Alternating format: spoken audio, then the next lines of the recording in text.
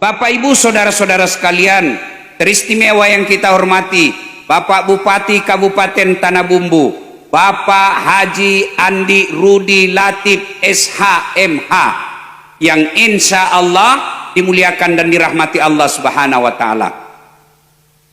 Saya mau cerita, bisa enggak?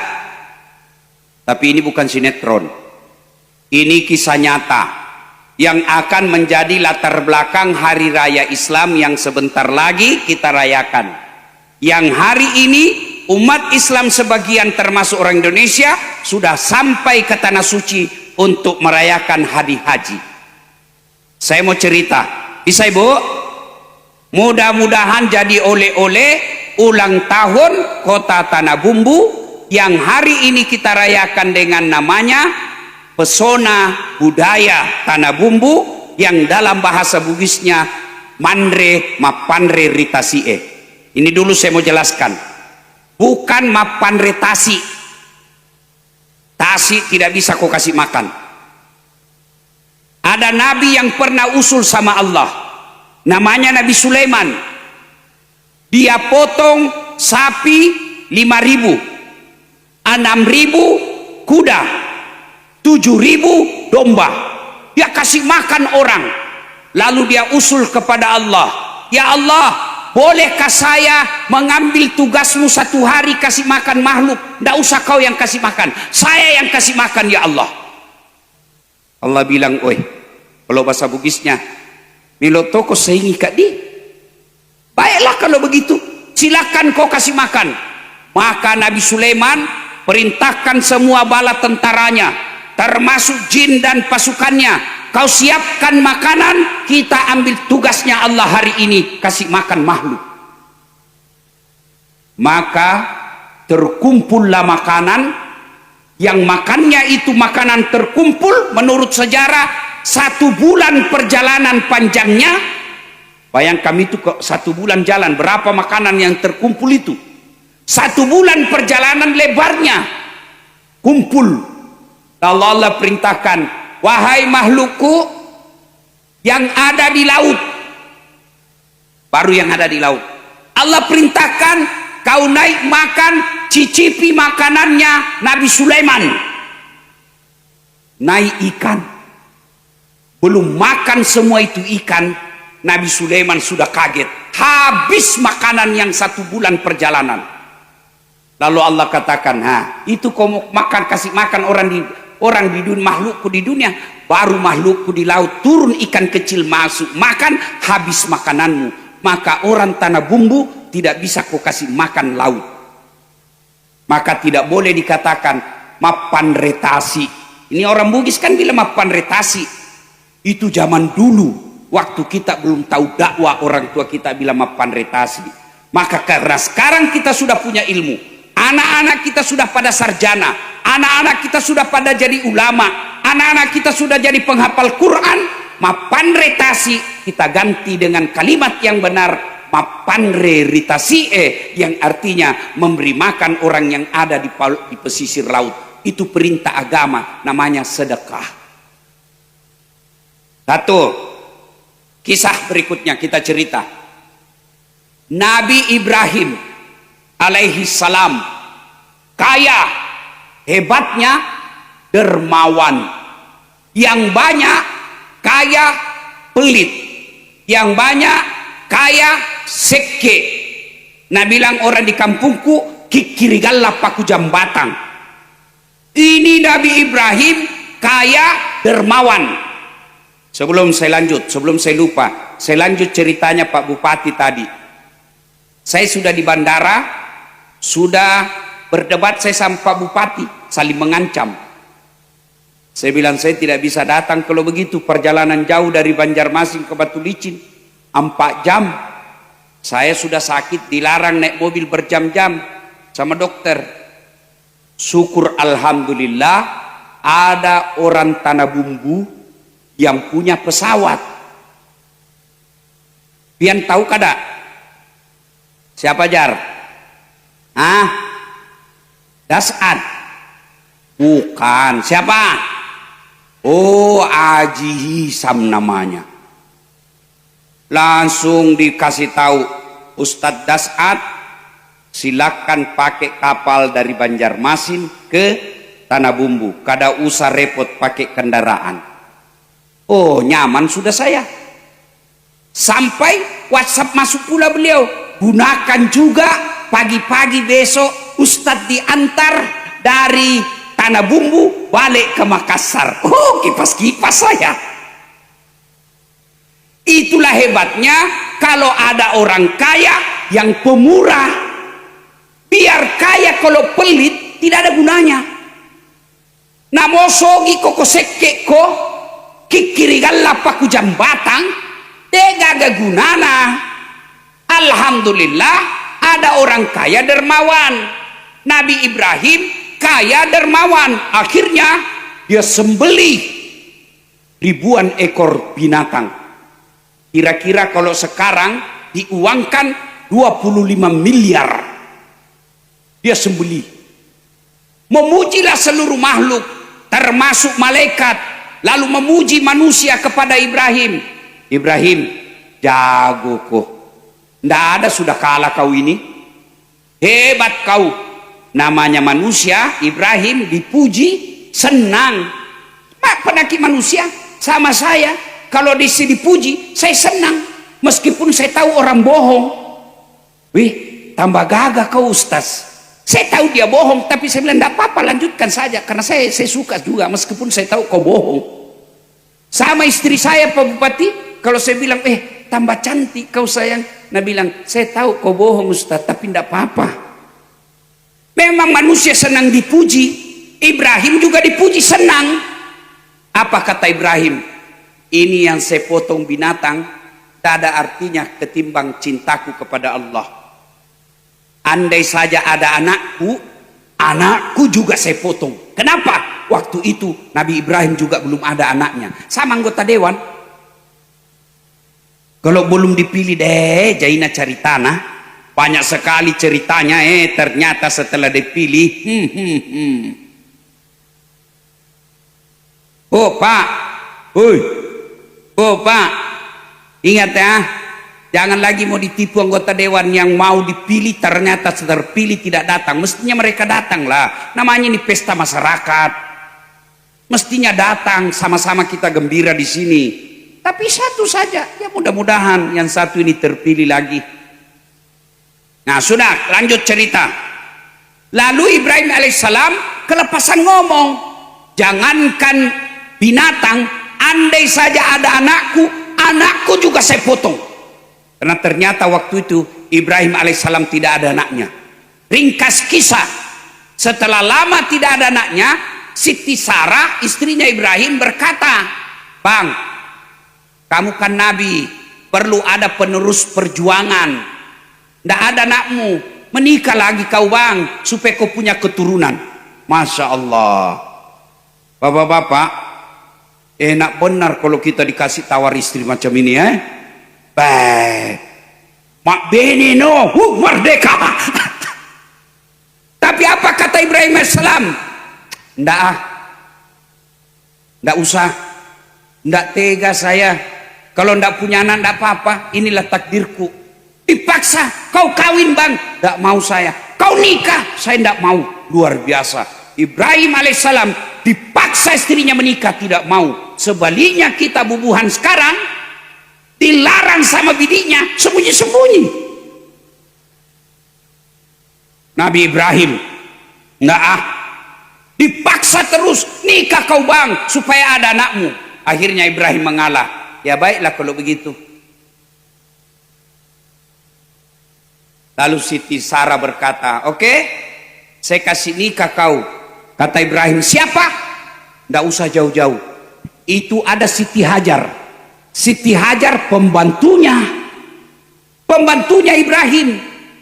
Ini menunjukkan bahwa tidak ada perempuan 100% ikhlas suaminya kawin lagi. Tidak ada. Kalau Siti Sarah ikhlas, meskinya dia bilang, silahkan kau menikah, cari siapa yang kamu mau. Tapi ini dia bilang, jangan jauh-jauh, pembantumu. Siti Hajar itu kulit hitam. Lalu menikah. Setelah menikah dengan Siti Hajar, dengan izin Allah hamil Siti Hajar. Hamil pula Siti Sarah. Nah bilang Siti Sarah, awah agapi labu nih. Makanya kalau ada babinian, ada ibu-ibu di sini sampai sekarang belum punya anak, coba pakai ilmunya Siti Sarah. Kau suruh kawin lagi suamimu, kan Siti Sarah begini, sudah menikah Siti Hajar, hamil Siti Hajar, hamil pula Siti Sarah. Lalu Siti Sarah berkata, cemburu dia, bang, saya tidak mau tahu, suruh pergi itu istrimu. Bagaimana caranya? Nah kau yang suruh saya menikah, pokoknya saya tidak mau tahu. Pelajaran, kalau istri sudah bilang pokoknya, jangan kau ajak ngomong, sudah tidak masuk di akalnya itu. Kalau dia sudah bilang pokoknya, lebih kau tidur. Itulah babinian. Nah, itu ahli, itu perempuan ahli sejarah. Satu kali kau bikin salah, kada bisa dilupanya. Iya toh? Saya tidak mau saya lihat. Akhirnya Ibrahim alaihissalam dengan istrinya Siti Hajar lahirna anaknya namanya Ismail alaihissalam. Inilah keturunan kita orang Islam.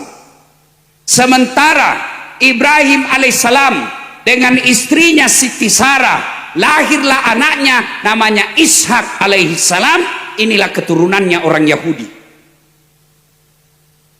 Nah, ketika Siti Sarah melahirkan, Siti Hajar melahirkan Ismail. Ismail lagi lucu-lucunya. Tidak disebut dalam Quran berapa jumlah umurnya. Cuma Quran mengatakan Ismail waktu itu sudah pandai membantu bapaknya. Sudah pandai disuruh-suruh. Kira-kira 13-14 tahun. Lalu tanggal 8 Zulhijjah mimpi Ibrahim. Apa mimpinya? Dalam mimpinya dia dengar, Ibrahim, kamu pernah berjanji kalau ada anakku pun saya potong. Sekarang ada anakmu, potong itu Ismail. Bangun Ibrahim. Ini mimpi atau wahyu? Kalau mimpi, kenapa jelas sekali?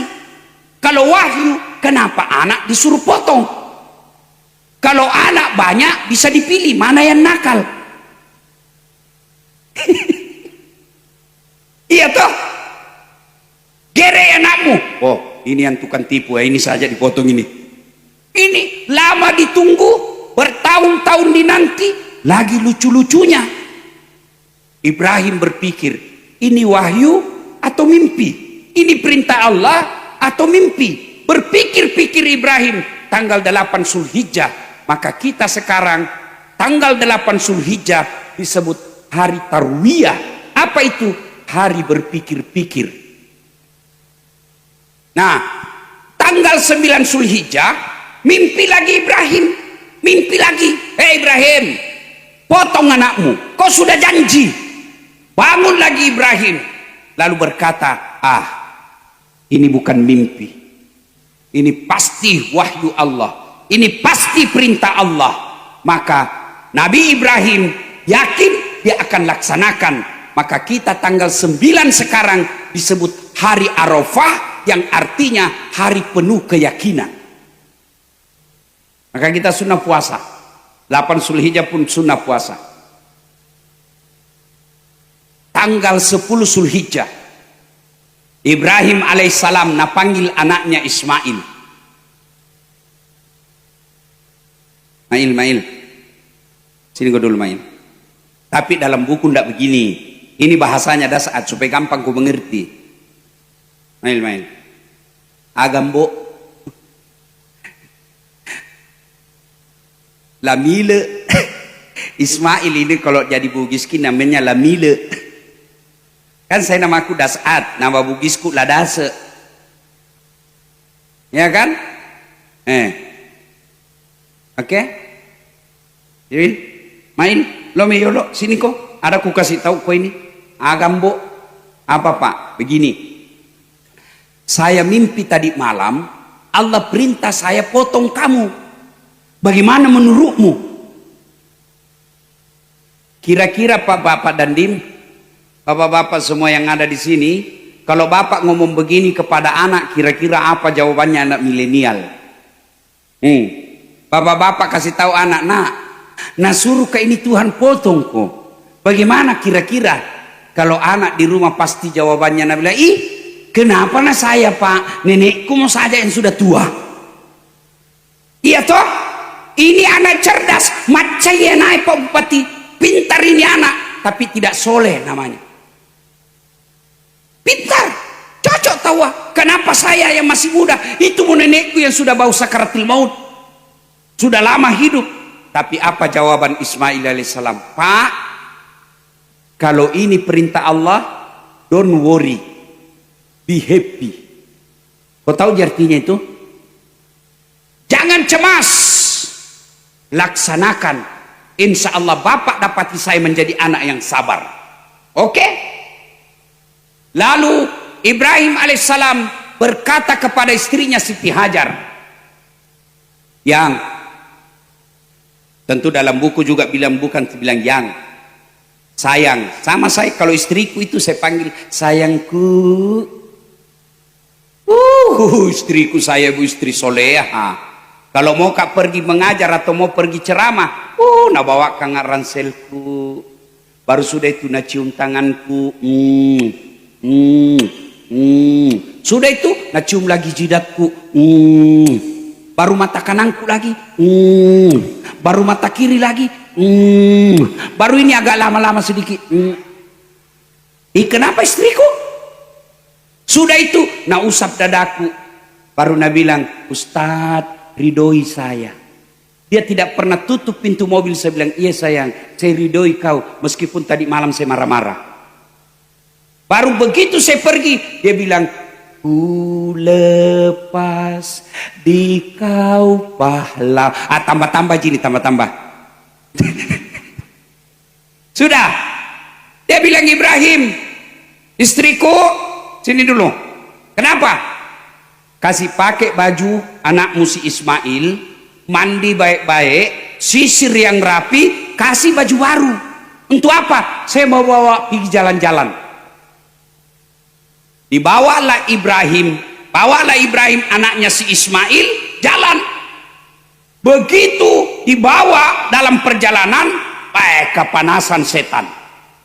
Dia bilang, mau betul nak potong anaknya ini? Mau betul nak potong? Ini hamba Allah paling disayangi Allah. Maka Quran tadi yang dibaca korek kita disebut Hanif. Ibrahim itu disebut hambaku yang Hanif, sangat cinta kepada Allah. Bawa. Begitu dia bawa anaknya, setan datang menggoda. Siapa dulu dia goda? Ibrahim. Baim. Ibrahim. Kalau bahasa Bugis ini, ibe. Ibrahim, sini kau dulu. Apa? Kau lihat itu anakmu, berpuluh-puluh tahun kau nantikan, lama kau inginkan, masa kau mau potong? Sadar kau Ibrahim. Ibrahim tidak banyak bicara. Dia ambil batu, lalu dia lempar itu setan. Ishab dia lempar. Pergi kau setan. Kena kepalanya. Duk. Sampai di batu licin, balik lagi. Sudah gagal menggoda Ibrahim, dia datangi istrinya. Ajar. Ini kau dulu. Apa? Kau tahu itu mau dibawa anakmu kemana? Dibawa suamiku jalan-jalan. Dia bilang, salah kau. Maksudnya apa? Nak bohongi kau suamimu. Maksudnya apa? Itu mau dah potong anaknya.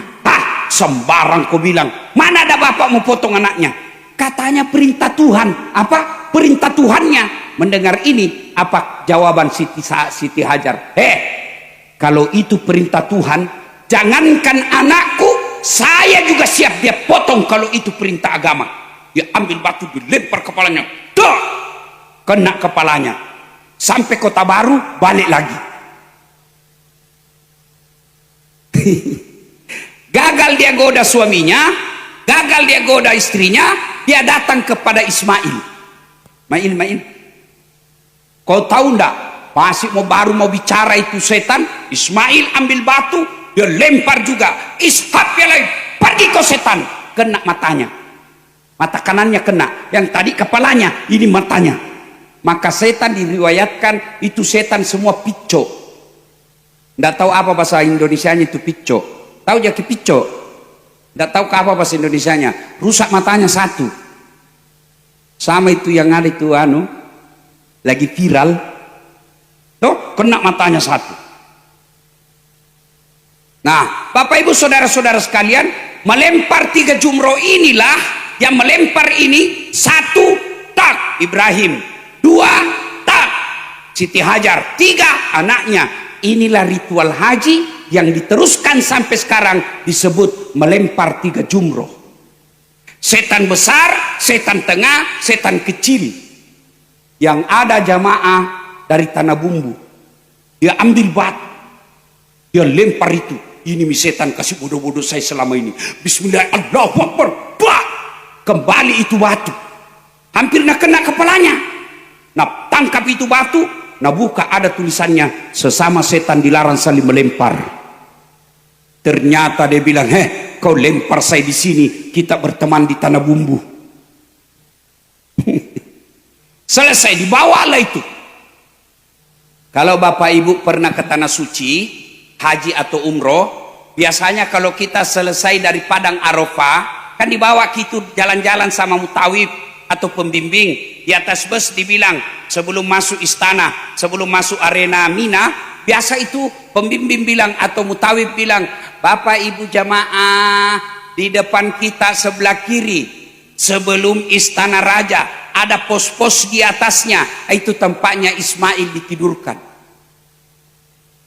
Tidur Ismail.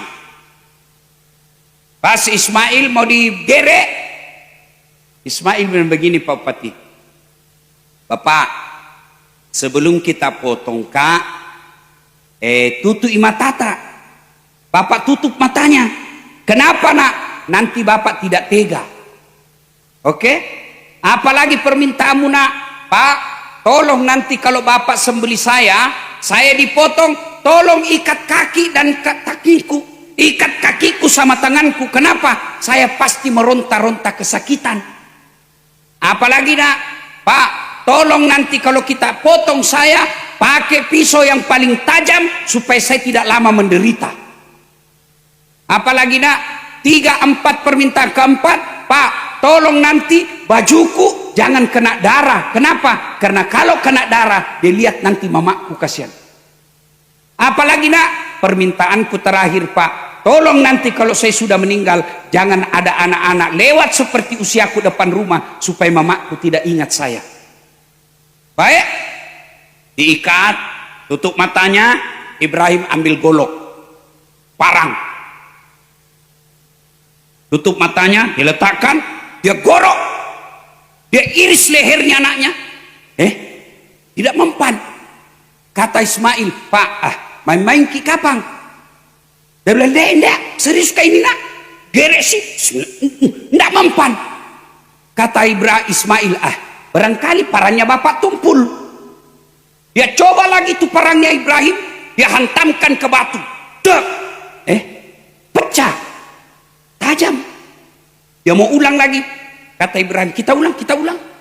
Nah bilang Ismail, tunggu dulu Pak, apalagi nak, tolong lepaskan ikatan kakiku dan tanganku. Kenapa?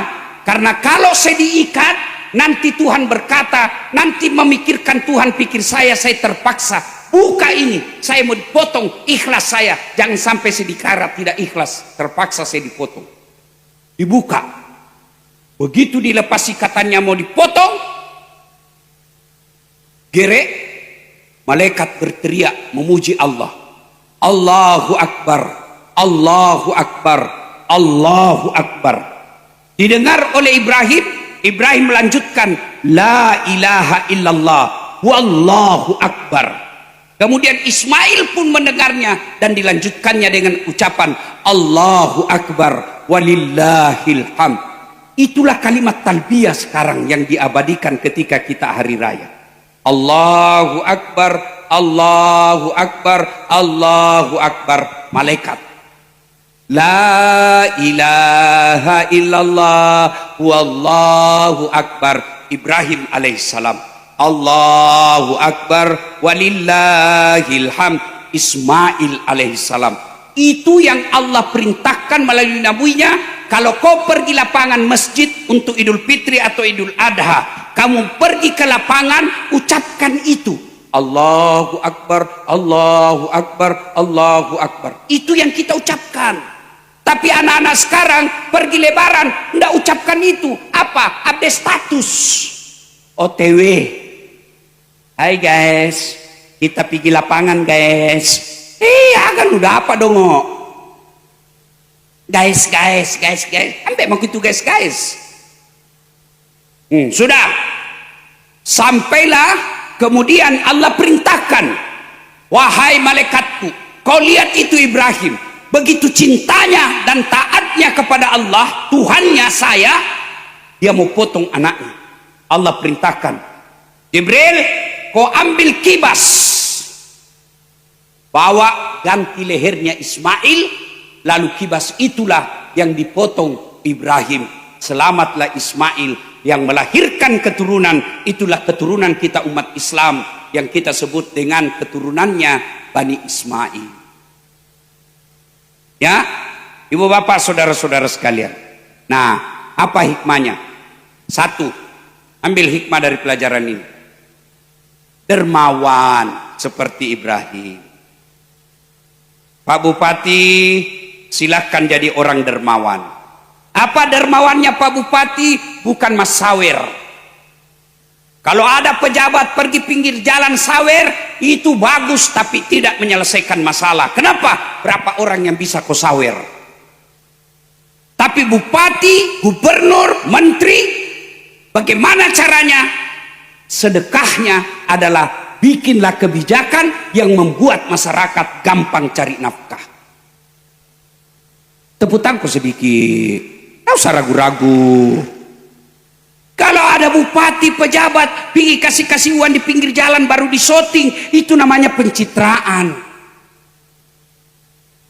Tapi bagaimana bikin peraturan daerah, perda, bagaimana putra daerah gampang cari kerja, bagaimana sumber daya alam Tanah Bumbu bisa membuka lapangan kerja sebesar-besarnya buat masyarakat Tanah Bumbu.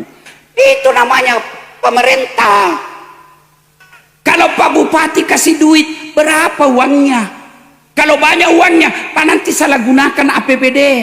Selesai Bupati, ditikengi. Kesina.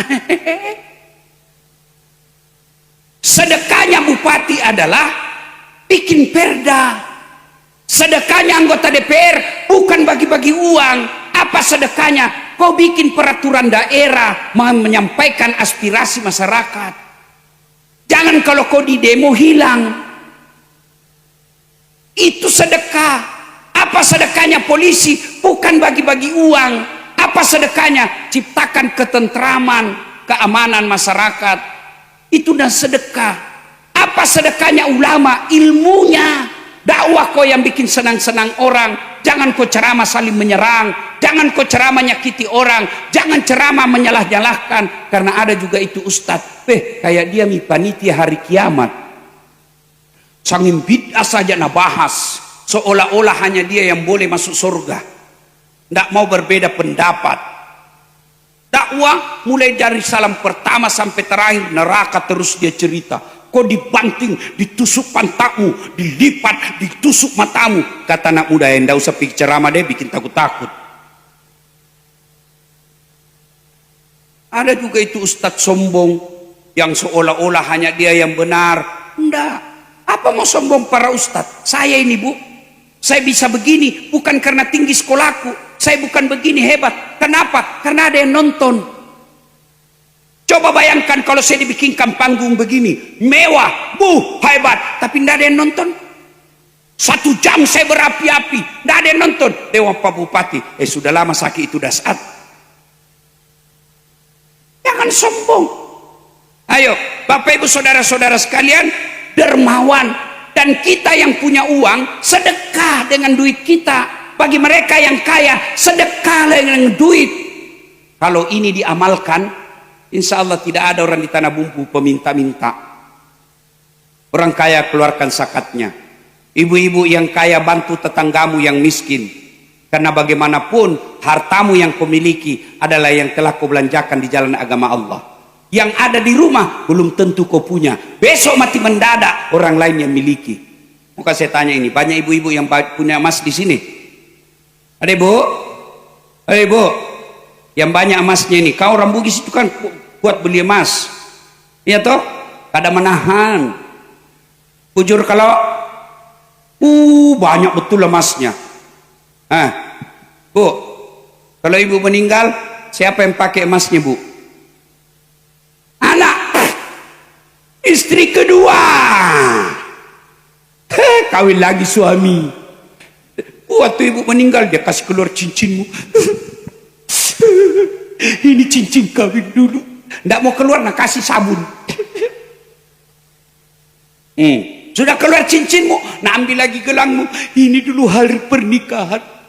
Ku belikan kau waktu umroh emas Dubai. Nak ambil lagi kalungmu. Ini dulu waktu ku belikan kau main red dan le kesih. Terakhir nak ambil gigi palsumu.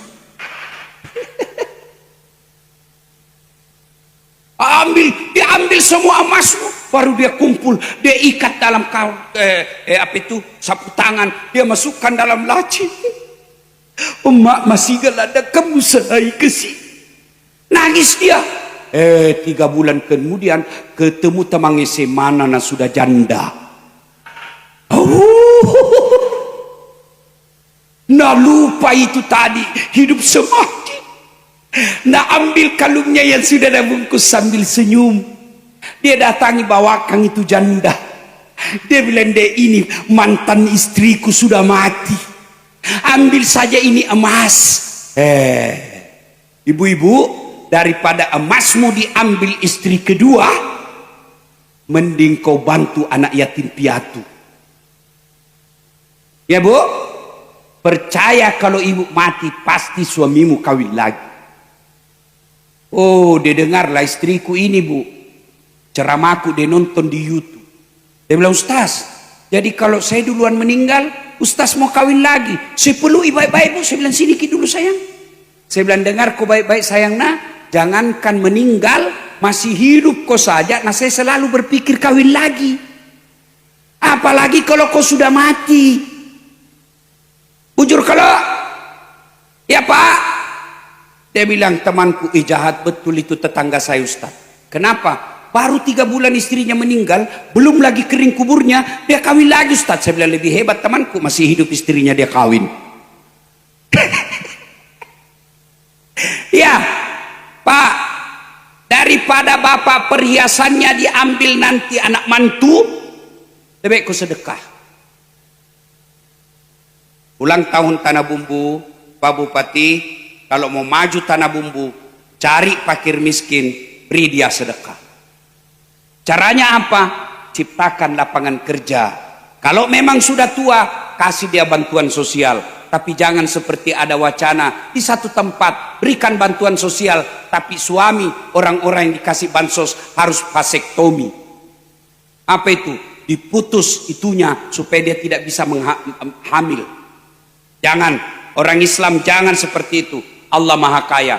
Kita bisa miskin, tapi Tuhan kita Maha Kaya. Berapa banyak orang yang melahirkan anak jadi pejabat, padahal orang tuanya miskin. Bayangkan kalau semua orang-orang miskin dilarang lagi punya anak. Siapa nanti yang meneruskan masa depan bangsa kita? Jangan putus asa. Tujuan ini, kalau Tanah Bumbu mau maju, maka kita memberi sedekah. Contoh Ibrahim alaihissalam. Pelajaran pertama, jadilah dermawan.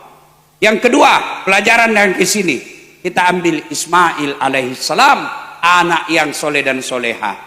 Saya mau tanya ibu-ibu, halo ibu, Bu, kalau ibu-ibu besok meninggal, siapa doakan ke ibu? Siapa?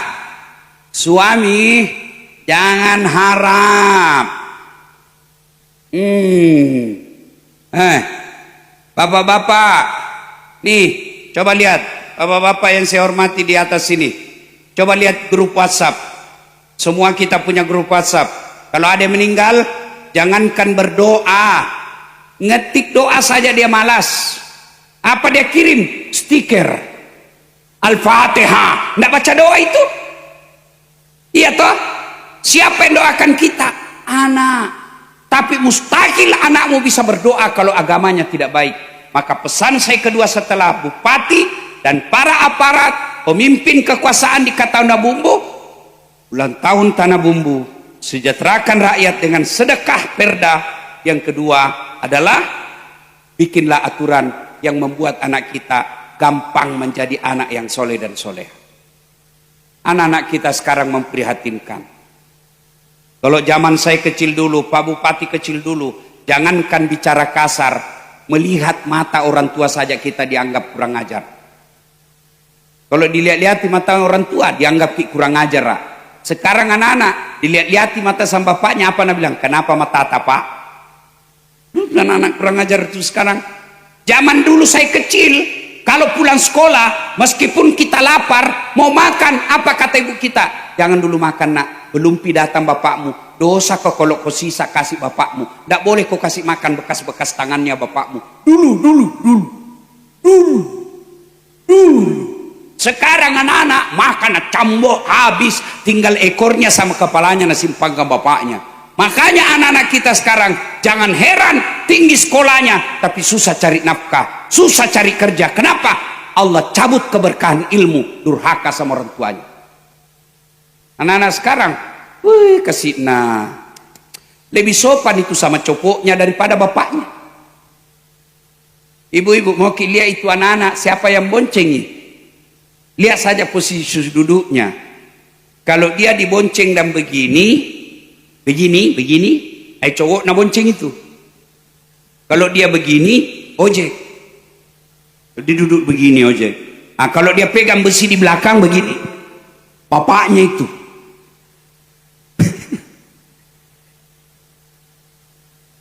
Woi, anak-anak sekarang bingung saya lihat Pak. Sopan sama cowoknya.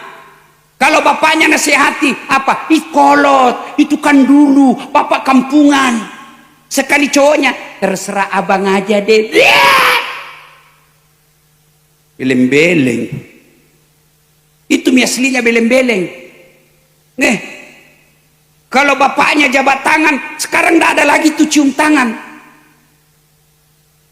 Kalau dia jabat tangan sama bapaknya, mamanya, tidak ada cium tangannya, nah sliding ji. Nih. Sekali nak tangannya cowok nak tapi oh ketawa anak muda baru kau semua pelakunya. Baru kalau pacaran itu baru 2 bulan pacaran sudah panggil apa? Papi mami. Pelan-pelan kau mak tampu yolo kok. Pacaran, iya kak, masuk itu di kamarnya, mak video call, iya kak, lihat dulu leher, iya, lihat lidahmu dek, lihat lagi lehermu, turun, apa? Nah, libur libur kini kita pergi Banjarmasin lihat bulan, jauh mau pergi lihat bulan, sampai di Banjarmasin sewa hotel, oyo, tahu suami itu anak muda kurang ajar. Sampai di sana satu kamar cowok cewek pergi Banjarmasin lihat bulan pulang dari Banjar ndak datang bulan. Cidako urasan itu itu semua kalau kau durhaka sama orang tuamu. Dedek, saya bukan mau takabur. Coba lihat yang anda sebut tadi namanya Pak Ustadz, banyak sekali gelarnya toh, jarang-jarang itu Ustadz seperti itu. Apa hebat? Enggak. Cerdas? Tidak. Tapi apa? Saya pegang janji Allah. Ud'uni astajib lakum. Berdoa kau kepada aku, pasti saya kabulkan. Doa paling bagus untuk anak, orang tuamu. Kalau kau mau ujian, orang tua minta doakan. Tak bisa lulus, tidak mungkin kalau Allah kabulkan. Tidak ada kekuatan manusia yang bisa menghalangi. Maka saya dulu kalau mau ujian, ibuku saya telepon, mak, melok ujian nak, lo doa nggak mak? Iya nak, lo musapa muruntu mu sampai sungai. Begitu ibu kita sudah bilang amin, bergetar arasnya Allah, malu kalau tidak dikabulkan. Makanya termasuk adik-adik polisi ini, kalau kau mau sekolah, mau naik pangkat, jangan mau cari muka sama komandanmu. Setengah mati kau cari, siap pak, siap pak, siap. Biar komandanmu suka kau, kalau istrinya tidak suka kau tidak jalan urusanmu. Mana ada polisi tidak takut sama istrinya? Nah bilang kami tidak takut sama istri Ustaz, cuma ini istri sedikit-sedikit melapor sama istrinya komandan, dan komandan juga takut sama istrinya. Sudah hancurlah. Iya siapa? Saya baru-baru pulang ceramah di New York. Tahu New York deh? Kau tahu New York? Tahu? Tahu? Pagatan terus belok kiri. Itu Pak Bupati di New York, itu polisi kalau hormat begini hormatnya. Amerika ini. Kenapa? Semua untuk negara. Kalau kita di Indonesia begini hormatnya. Kenapa? Semua untuk kantong.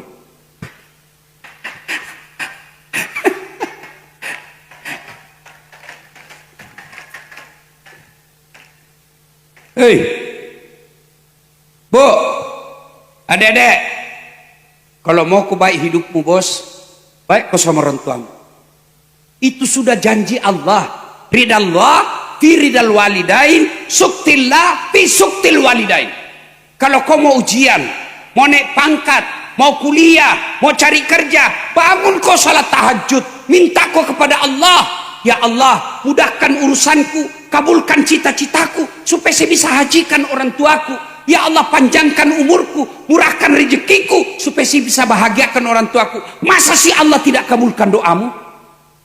Allah sudah janji, ud'uni astajib lakum. Miloko koya pasti lawaleko. Itu janji Allah. Cuma kita kalau mau jadi pegawai, kita cari siapa yang mau disogok. Siapa mau disogok? Siapa kepala dinas? Untung saya ingat kepala dinas. Pak Bupati, jangan angkat kepala dinas penjilat. Itu banyak merusak negara kita, itu penjilat. Siapa? Ini menipuan. Pokoknya. Jangan. Ini Pak Bupati, kita syukur punya bupati anak muda seperti beliau.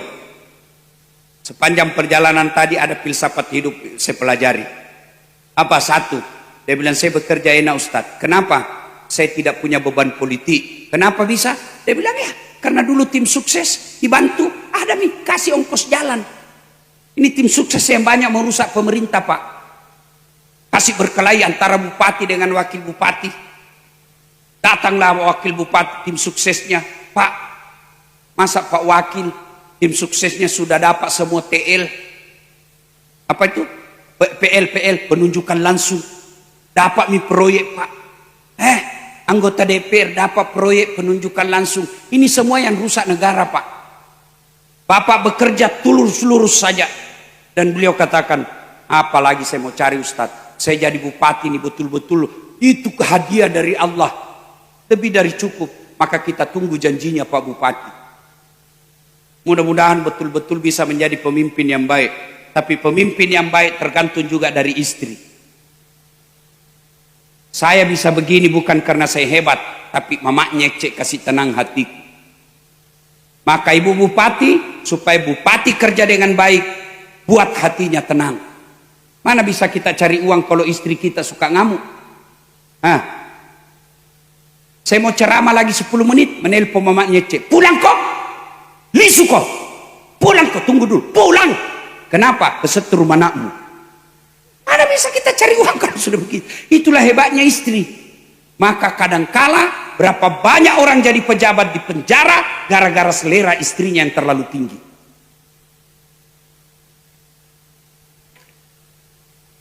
Maka ibu-ibu, sayangi suamimu.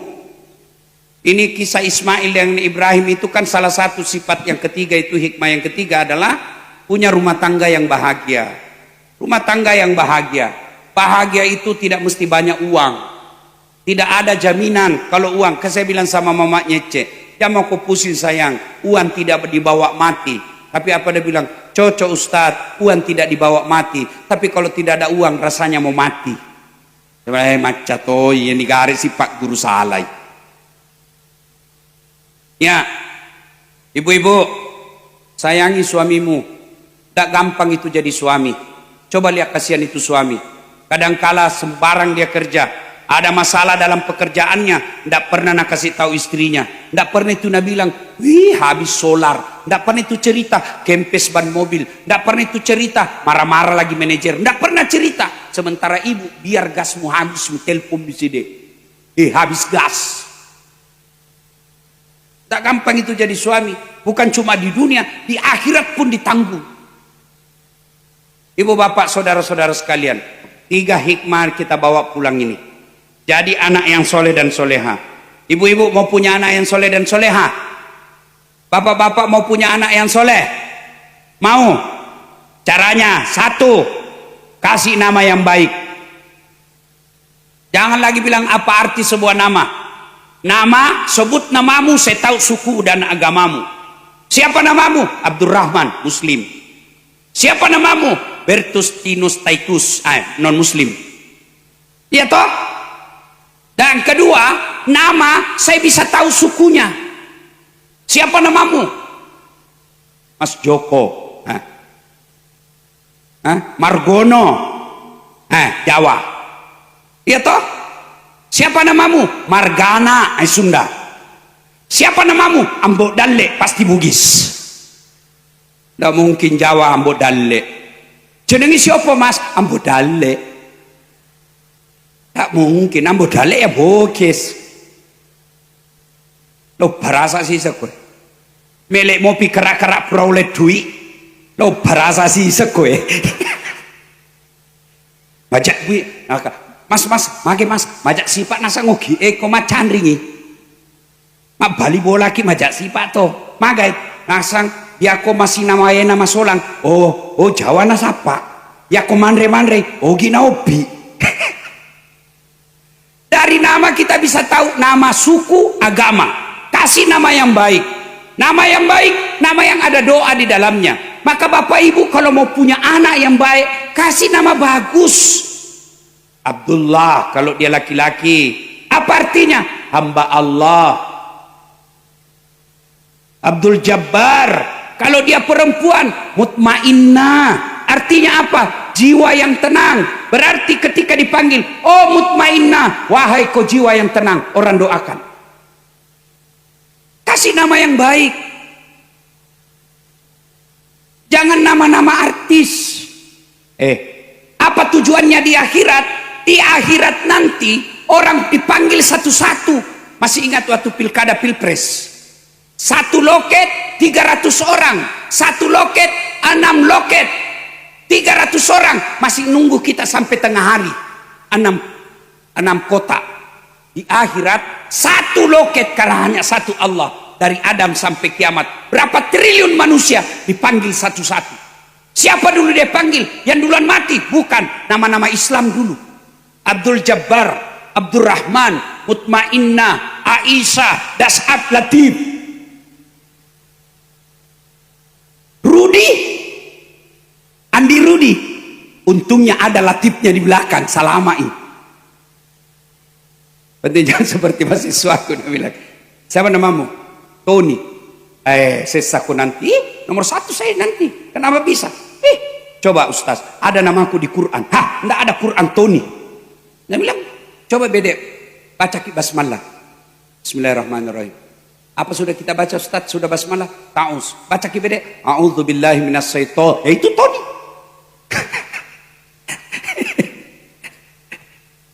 1, kasih nama yang baik. 2, jangan kasih makan uang haram. Uang serangan fajar. Nah bilang bukan serangan fajar ini Ustaz, ini sedekah subuh. Bu, isi perut jangan kau cemas. Kisah Ibrahim juga. Ketika Ibrahim suruh pergi dakwah, Ibrahim kau pergi dakwah. Kata Ibrahim, siapa yang kasih makan anakku? Kata Allah, belah kau itu batu. Ya belah itu batu. Apa maksudnya? Belah lagi, belah lagi. Batu di dalamnya ada ulat. Ibu-ibu tahu ulat? Tahu ulat? Lembut, tidak ada tangannya, tidak kakinya. Allah berfirman, Ibrahim, kau lihat itu ulat. Tidak ada kakinya, tidak ada tangannya. Siapa yang kasih makan? Saya Tuhanmu yang maha kaya. Jangan kau cemas soal makan. Yang kita cemaskan agamanya anak kita. Soal perut, tanah bumbu tidak ada anak muda mati kelaparan. Ada yang mati kelaparan di tanah bumbu? Tidak mungkin. Tapi mati karena narkoba, banyak pasti. Jangan khawatir. Jangankan manusia yang sarjana, punya kaki, punya tangan, punya teman. Cicak. Tahu cicak, Ibu? Tahu cicak? Apa dia makan itu cicak? Apa dia makan? Nyamuk. Tidak masuk akal toh. Cicak di dinding, nyamuk terbang. Di mana mau ketemu? Tidak ada bandaranya. Tapi Allah maha kaya. Apa kata lagu waktu kita kecil? Cicak-cicak di dinding, diam-diam merayap. Datang seekor nyamuk. Nyamuk yang datang. Tidak dibilang lagu, cicak lompat ke nyamuk. Patah-patah kasih itu cicak. Itu lagu dulu. Lagu dulu. Oh, kita lagu tak dulu waktu kecil, lagu-lagunya mendidik. Mengapa minuman itu haram? Karena merusak kepikiran. Mengapa berzina juga haram? Karena itu cara binatang. Kenapa semua yang asik-asik itu diharamkan? Kenapa semua yang enak-enak juga diharamkan? Jawabannya,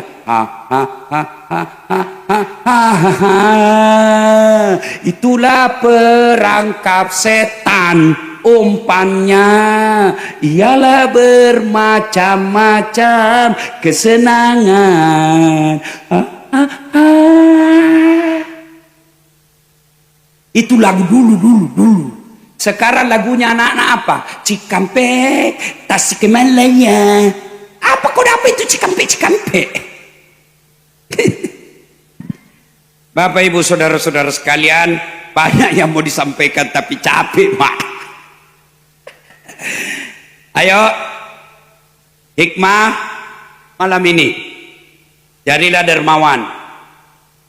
Idul Adha nanti, Bu, potong kambing. Tidak mungkin tidak mampu, cuma kita tidak mau. Saudaraku para perokok, nah cari kau nanti malaikat. Berapa rokok kau habiskan? Nah lebih mahal pembeli rokokmu daripada satu ekor kambing. Ya toh Ibu? Ada perokok di sini? Ada? Berhentilah merokok, Pak. Kalian selalu protes orang-orang Israel menembaki Palestina. Dari mana dia beli perokok? Itu dari rokok yang Bapak beli. Kenapa bisa? Semua pabrik rokok di Indonesia pemilik sahamnya orang Yahudi. Cari itu anunya. Company profile-nya itu perusahaan rokok. Semua orang Yahudi punya. Maka saya doakan bapak-bapak yang merokok berhenti merokok. Saya tidak bisa bohong. Buktinya Ramadan kau berani tidak merokok. Dan biasa itu kalau orang perokok kayak orang belen-belen selia. Itu jinak kerja begini. 10 menit itu jinak kerja. Sekali-kali kau isap makan. Dan saya pernah sakit 6 bulan tidak bisa ceramah gara-gara tertular dari perokok. Bapak yang merokok mau marah tidak apa-apa, saya pulang juga sebentar. Ya, ibu-ibu senang tidak suamimu merokok? Dengar semua itu. Senang tidak Ibu? Lebih baik harga rokoknya Bapak kumpul, belikan kambing, kurban kok untuk satu keluarga. Yang kedua, adik-adik sekolah, belajar. Orang yang punya ilmu pengetahuan diangkat derajatnya. Yarfa'illahu alladhina amanu minkum walladhina utul ilma darajat. Allah angkat derajatnya. Mana buktinya? Kau lihat ini das atlatif. Saya tidak gagah. Lebih gagah Pak Bupati. Lihat mukaku ini jelek, hitam, pesek, pendek. Lihat ini mukaku kasihan. Lihat. Betul saya tidak gagah, tapi saya penuh pesona. Mana buktinya? Mau semua kau foto sama saya toh? Bukan karena saya gagah, karena Allah angkat derajat saya karena saya punya ilmu. Hebatnya lagi orang punya ilmu, diangkat derajatnya meskipun terlambat. Saya di depan duduk, tidak dimulai acara kalau tidak datang Pak Ustaz. Hebatnya lagi, pergi tidak bawa uang, pulang. Makanya kasih sekolah nakmu, podangi sekolah kau nak, iya ambok musapaka kau duit. Allah Maha Kaya. Kalau mau mengubah nasib ini Pak Bupati, pendidikan. Ayat pertama Allah turunkan bukan puasa, bukan salat, bukan haji, apa? Iqra, baca. Maka Pak Bupati kalau mau sukses Tanah Bumbu melakukan pembaharuan, kasih sekolah orang anak-anak kita. Panggil kepala dinas besok, cari anak-anak, kasih sekolah sampai di mana dia mau sekolah kita biayai.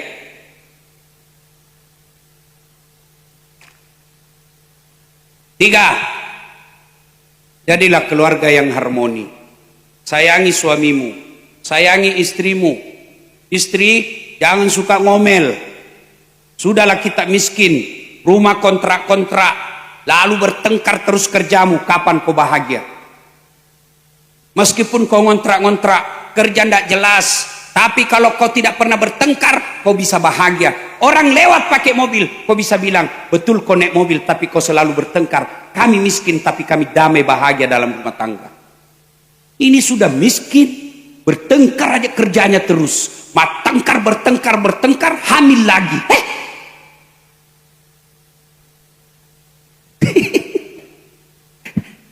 Coba kalau marah istrimu, pakai ilmunya Dasat Latif. Kalau istriku marah, saya peluk, baru saya menyanyi. Bila kamu di sisiku, langsung berhenti marah. Masih marah, ku peluk lagi, baru ku menyanyi. Insaflah wahai manusia, berhenti menyanyi. Nah ibu-ibu, kalau suamimu masih sudah tua masih ngomel-ngomel, sudah tua masih kasar ngomong, kau nyanyikan lagi. Bila Israel datang menjemput. Bahagia dalam rumah tangga. Contoh kisah Ibrahim alaihissalam. Berikutnya saya Dasat Latif mengucapkan selamat ulang tahun Kabupaten Tanah Bumbu. Tanah Bumbu dikenal di Indonesia karena sumber daya alam. Salah satu sebabnya juga Tanah Bumbu dikenal di Indonesia karena ada pengusaha yang namanya Andi Samsuddin yang kita kenal dengan Haji Isam. Bapak Ibu meski bersyukur dan bahagia, sekarang Haji Isam dipercaya oleh Bapak Prabowo untuk ikut membantu perbaikan ekonomi di Indonesia. Kemarin ketemu, saya sudah lama ceramah, doktorku 2, tidak pernah ketemu namanya Bill Gates. Tahu Ibu Bill Gates? Tahu Ibu? Anggap saja tahu deh. Itu Bill Gates orang hebat terkaya di dunia, ketemu Haji Isam kemarin. Maka kita bersyukur. Tapi kan kadangkala ada usaha beliau yang ganggu-ganggu. Ya namanya perusahaan besar, pastilah ada efek negatifnya. Jangankan sebuah perusahaan besar, rumah tangga saja kadangkala ada masalah. Iya kan? Dalam rumah tangga saja ada masalah. Seperti Dasat Latif, ada juga masalahku dalam rumah tangga, padahal saya ustaz. Apa masalahku sekarang paling banyak? Banyak ibu-ibu janda yang curhat. Ustaz, ada doa-doa penenang, ada, tolong kirim. Saya kirim kalau WhatsApp. Lama-lama dia bilang, Ustaz, hatiku sudah tenang. Maukah Ustaz menjadi imam dalam hidupku? Saya minta maaf, saya bukan imam, saya penceramah. Selamat ulang tahun. Ingin rasanya berlama-lama, tapi waktu jualah yang membatasi kita. Dan Ibu bersyukur lagi, selama ulang tahun Kabupaten Tanah Bumbu, baru malam ini diliput oleh Metro TV. Ini kameranya Metro TV semua ini. Ini berkat kehebatan Pak Bupati Andi Rudi Latif untuk berkomunikasi. Alhamdulillah, nanti kita tinggal tunggu tayangan ulangnya di Metro TV. Demikian, mudah-mudahan ada manfaat. Lebih dan kurangnya mohon dimaafkan.